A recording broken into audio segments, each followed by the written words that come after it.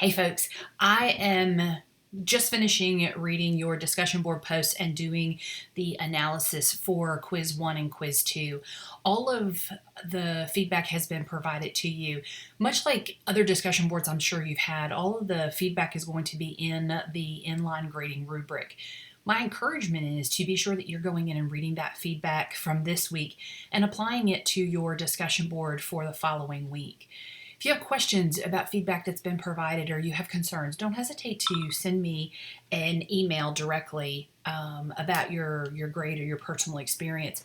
Just a reminder that the Ask the Professor or Ask the Instructor link is out there in the discussion board world. That email platform is for the logistics, the who, what, where, when, how, where can I find, what about this kinds of things. Anything specific to you, especially your grade or anything you're struggling with, send those to me directly by email. Both of the quizzes went well. Much like any course, after that first test, the second one is always better, and that was certainly the case for this course.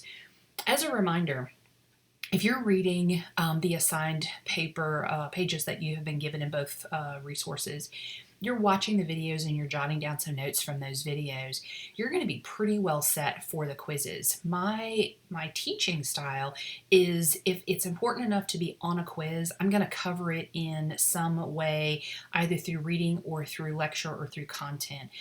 I try really hard in an online class to get as much of things that will show up on a quiz or on a test covered within online lectures or in class lectures, if we're in class. So know that that's the purpose. That's the framework. By reading and watching the videos, you'll be set up fairly well to be successful for the quizzes. I always go back in and I look for problem questions and questions that just didn't test right, or questions that I clicked the wrong button on and put the wrong answer in. And unfortunately, I had one of each of those on those quizzes. The first quiz had a question about managing conflict and what stage of management that was in. Not just as a reminder, not everybody gets the same question, so not everybody got this question. If you did get this question, it was marked incorrectly. It was marked incorrectly as staffing, and that's not correct. Managing conflict within a team of employees is handled under the directing stage of management, so that was incorrectly keyed. I went through your quiz, this is quiz 1, and I made those manual corrections. So if you had that wrong, I manually corrected it. Now, there were a few of you that were given credit for an incorrect answer, so you were awarded points incorrectly. I'm a big believer that if you've been awarded them and the mistake was mine, I'm not going to take those points away. So I have left that alone. So the only people that are going to see a change in their grade are people that had the correct answer that was not keyed correctly. Quiz 2 had a question that just didn't test well. It was the question about the goals of case management, and several of you not just included the cost containment and quality, which are the two primary reasons, but several of you included length of stay. And I hadn't really thought about length of stay being a component of cost or quality, but I think it makes sense to me thinking about it that you could argue that by decreasing length of stay, that you have the potential to lower costs. And by decreasing length of stay, you can actually improve quality because the hospital-acquired risks are not there anymore. So I think without talking with you, I'm having to guess what the thinking was. To me, it makes sense. So again, I went back through and manually added the, if you had those two of the cost containment and then the quality management, if you had those two and added the length of stay, I went back in and gave you credit. Forgive me, that chime you're hearing is not the front door. That is my grandfather clock, who is unfortunately very closely located to my home office. It's right around the corner, so I apologize for the ringing. Okay, so if you would have had a great adjustment if you had the cost of healthcare and quality, those two, and with or without the length of stay. So if you didn't have it, you didn't lose points. If you did have it and you had it incorrect, I added those points. If you had any other odd variation that didn't line up with 2 or 3 of those, you had something different, your points didn't change. So if you have questions or concerns, holler at me. Just know that that was done. Um, the discussion boards were great. I was so pleased that there was such a variety of topics. Sometimes I worry that someone's going to pick all of the same ones. The takeaway from this is really understanding the importance of delegation and your role as a nurse leader, whether you're at the bedside leading or whether you're in an executive position or a mid-level position, wherever you are. We're accountable to make sure that delegation is being done according to the 5 rights of delegation. One of your classmates, William, please forgive me, William, if that's not what you go by, if you go by Bill or Billy. I only get what Blackboard gives me. William very well stated. As a nurse supervisor and leader, I want to build my team up and make them the best they can be. Punishing team members without knowing the full story because I feel disrespected will break the team down and create animosity. And this was specific to one of the case studies of resistance to delegation, but I think it applies across the board to delegation. It is so important that we have conversations about difficult topics, that when we see resistance, when there is inappropriate delegation, if there's a power issue and delegation is going on, whatever it is, that we're having these conversations. I think William did a really nice job of reminding us that as a leader, we've got to lift our eyes. We can't be stuck in the emotional rut of responding to things that don't feel good. But we have to think about what's the goal? What's the overall outcome we're hoping to achieve? And the outcome should always be quality patient care. And how we get there is by remaining professional and managing our own emotions and having good conversations. So many of you really focused on that importance of good communication, of clear dialogue, of setting expectations, but still being able to negotiate. I was so pleased with that. So again, really well done. If you have questions or concerns, holler at me. For next week, you have the ATI, the 2 case studies. It should be case number 2 and 3.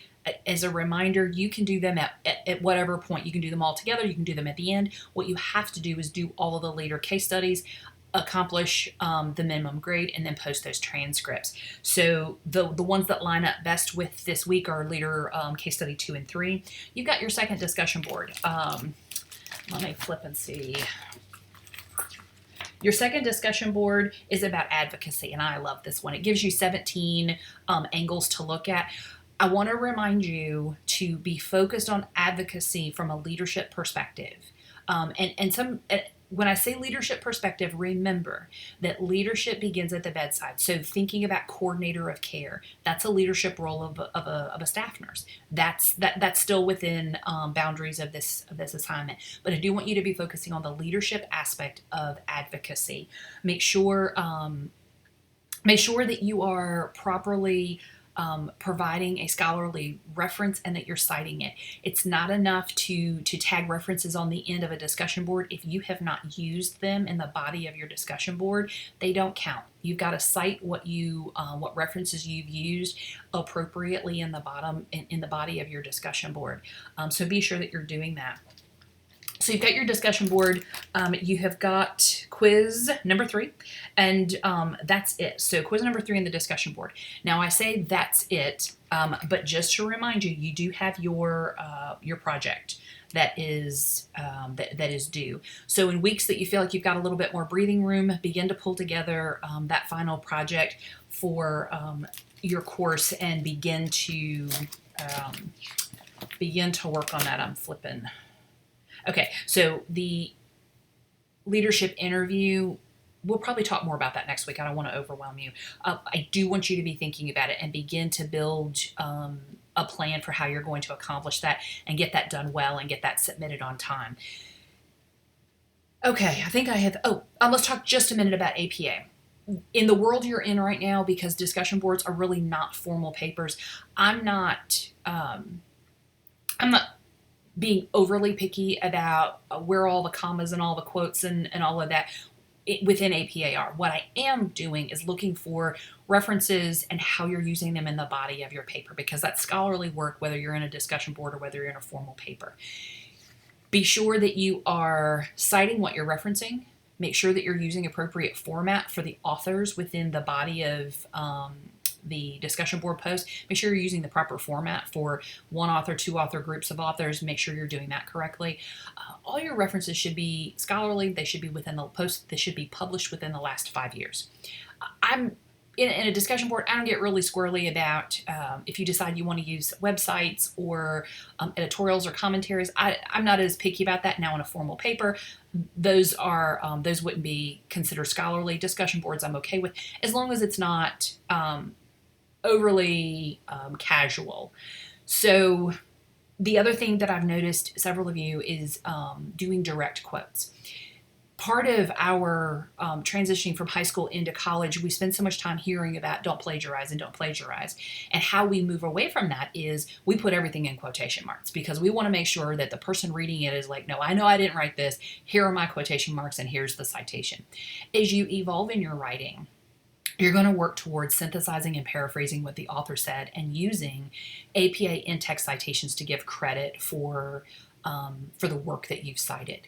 So moving away from those direct quotes and being able to read an author's paragraph and understand what they meant in that paragraph, and then being able to say, according to so-and-so, this is what they were saying, and this is how it relates to what I'm writing about in this paper. So you take their idea, you explain it in your own words, and then you relate it back to why you have included in the body of your paper. That's moving into a higher level of writing. And as a rising senior, you should be tweaking that skill of avoiding direct quotes, paraphrasing and synthesizing what you've read, and giving it context for meaning.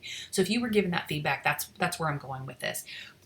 Outside of that, y'all's writing was really flowed well, was easy to read, so I don't have anything else.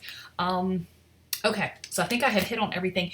If you need anything, know that I'm here. I hope that in between this very busy summer course that you are still taking time out to relax, enjoy a little bit of the summertime, maybe fill the financial coffers and saving money for the pending fall that's coming. Reach out and let me know how you are. If I can do anything to help, let me know. Y'all take care.